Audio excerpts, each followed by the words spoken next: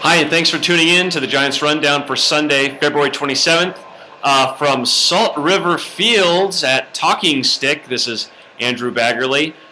This place is amazing. The Giants did fall here to the Arizona Diamondbacks 4-3 today, a game where they had a shutout going into the eighth inning before Jose Casilla, Santiago Casilla's younger brother, and Alex Hinshaw gave up a string of hits, and Arizona rallied back to win. So first loss for the Giants this spring, but I'll tell you what, my impression is that this ballpark is amazing. I mean, it's the most professional spring training venue I've ever seen. Camelback Ranch just opened 2 years ago to host the White Sox and Dodgers, and this place just makes that look like a cow pasture. I mean, it's a beautiful complex, and the concourses are nice and wide. The seats are even angled in a way that you won't be at risk of getting melanoma in about an hour like you would at Camelback, where the sun's really strong. I mean, if you guys are coming to spring training, come and see a game here. It's pretty remarkable. It's quite a different experience than to see it at one of the older venues like a Scottsdale Stadium, which certainly has its own charm, being smaller and a little more intimate. So, yeah, you're not going to probably get as up close with the players here, but in terms of the experience of watching a game, it's pretty remarkable. Although it was pretty chilly out there, game time temperature 50 degrees, and I definitely wished that I'd brought an extra layer. It was pretty chilly out here today.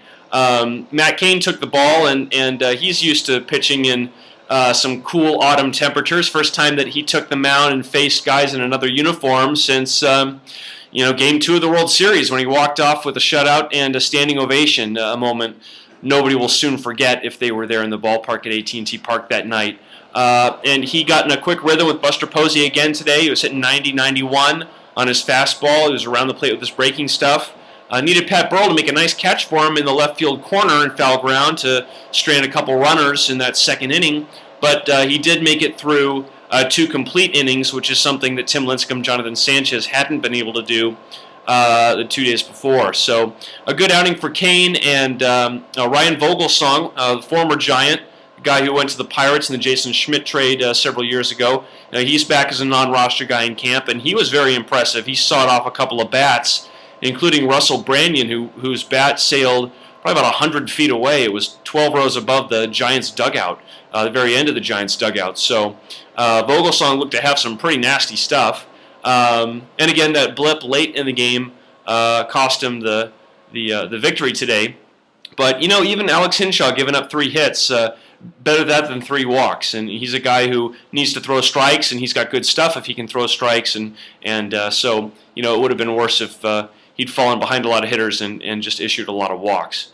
So that's pretty much it for today. The biggest thing that happened on the offensive side, we're done with the pitching side, but on the offensive side, Pablo Sandoval just crushed a home run. I mean, this one was well struck on an 0-2 pitch from Daniel Hudson, who might be the Diamondbacks' best starting pitcher. He crushed it down the right field line, and it landed pretty much to the top of the berm. This thing would have been in McCovey Cove if it was in San Francisco. And, Sandoval went around the bases, and Bruce Bochy said he's kind of surprised that Pablo has hit the only 2 home runs by Giants in 3 Cactus League games. I mean, this is a guy who didn't get the at-bats that he's used to getting in winter ball in Venezuela, and thus he's playing his 3rd game in a row and will play another one tomorrow at third base. Bochy wants him to get a lot of at-bats, and Pablo obviously is getting pretty locked in early on.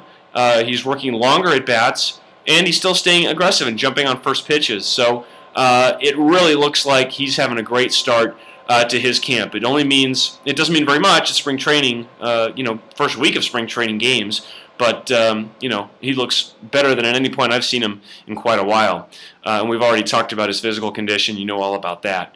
Buster Posey had a really nice looking game as well. He hit the ball hard 3 times, a single and a double that split the gap in left center, and he also hit a ball off of Ian Kennedy that he went the other way with, and it almost went out down the right field corner, which was pretty impressive. I mean, it hit that sound off his bat like it could have gone out, but it was caught at the warning track there in the right field corner.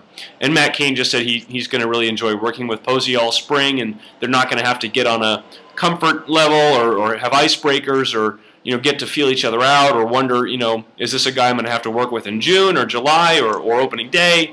they know that they're going to be teaming up all year together, and that's a good feeling.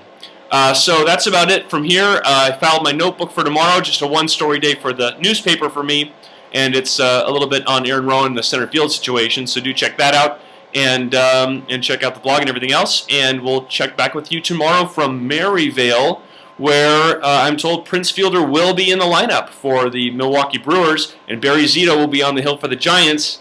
I don't think he'll get plunked again, as he did when these two teams saw each other last year, but I'm sure it'll be interesting. So more from them tomorrow, and thanks for tuning in, and thanks for watching the Rundown.